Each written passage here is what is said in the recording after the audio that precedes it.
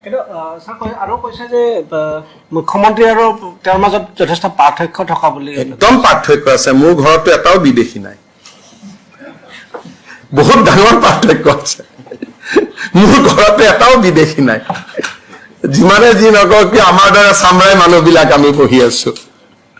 গতিকে পাৰ্থক্যটো আছে ডেফিনেটলি এই ক্ষেত্ৰত কৈছে যে ৰাজনীতিৰ আকাশ পাতাল পাৰ্থক্য আছে ৰাজনীতিত আকাশ পাতাল পাৰ্থক্য মই সংঘৰ্ষ কৰি ইয়ালৈকে আহিছো মোৰ দেউতাটো মুখ্যমন্ত্ৰীয়ে নাছিলে